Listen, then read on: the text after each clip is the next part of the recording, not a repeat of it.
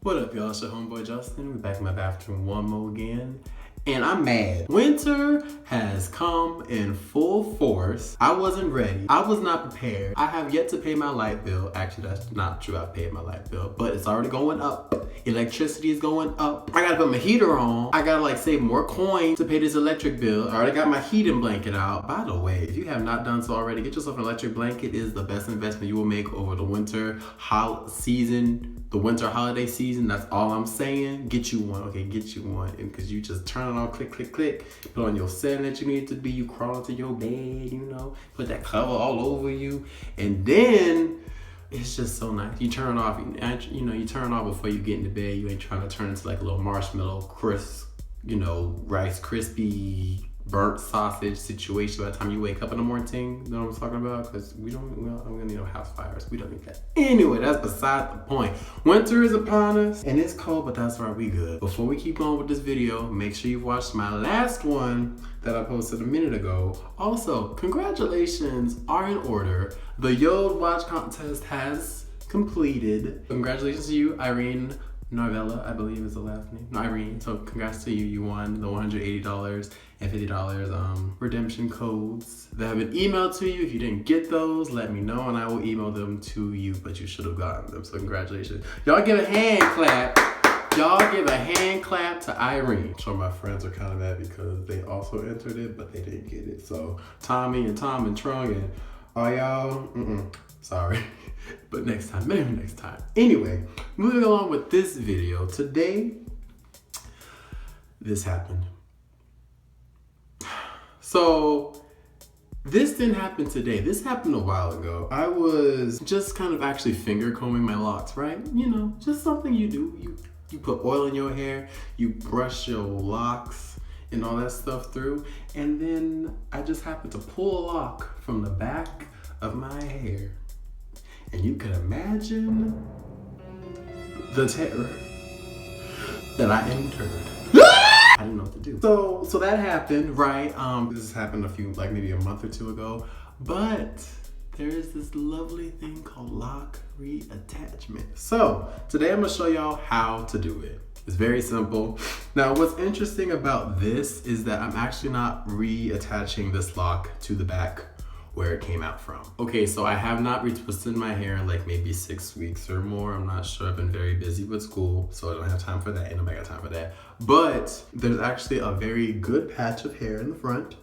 All of this right here, if you can see, all of this right here. All this hair has no home, right? There's no lock that belongs to it. My plan is to take the hair that's here and this lock and attach it together. It's very easy and it's very doable, okay? The first thing we need to do though is take this lock and actually kind of detangle a little bit of it so we have more, because this is not gonna be enough to actually attach it with this little bit right here. Probably go about another inch or so. So take you a little comb, maybe a rat tail comb, and just go through and just comb it out. Comb it out. Comb it out like that, okay? So do that for a minute. Comb about as much as you want to get off, or as much as you need really, which is probably for me a lot, but we gonna see. Okay, so I did about this much. I'm gonna say that this is good for me and myself.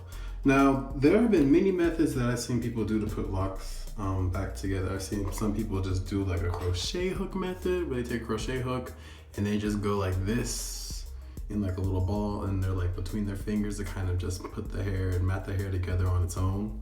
Some people have done a braid thing and then used a needle and some thread to kind of thread the new growth through the lock that they're attaching. We're gonna braid this, child. You take one, get this. Something to note on this section is that I actually had to redo this after filming it. Instead of doing the 2-strand twist like I'm demonstrating here, I actually went back and did a regular braid, almost like a feed-in braid if you're just adding in a pack of hair to a normal braid like you'll see on other videos. There's obviously other tutorials on how to do that, but what you basically do is you start out with sectioning the hair into 3 parts, and with those 3 sections you'll take the end of the lock you're attaching and double that on one of the sections, and then braid the hair all the way through as normal. After that, you should be good. And there we go. So yeah, all I did was I did 2-strand twist of this lock. I used one side of the 2-strand twist and aligned it with the lock that was to be reattached, and then just 2-strand twisted in the direction that I retwist my hair. So now that we have done that, I'm gonna use my mouth because I can. And I'm gonna use some of this edge control because it's got a really good firm hold. And because this is super new, this like lock situation. Hold on. Okay, so because this lock is super new, we're gonna use some edge control and just get the base of this. We're gonna retwist the rest of my locks later, but this is just to get this one back together. And of course, as time goes on, the hair in this new section will lock together and all will be right in the world. Now some may say this is a very thin lock, and this is a thin lock, but with the root that we have, hopefully that'll be enough support for this to go on and to live and prosper, you know what I mean? You know what I'm saying?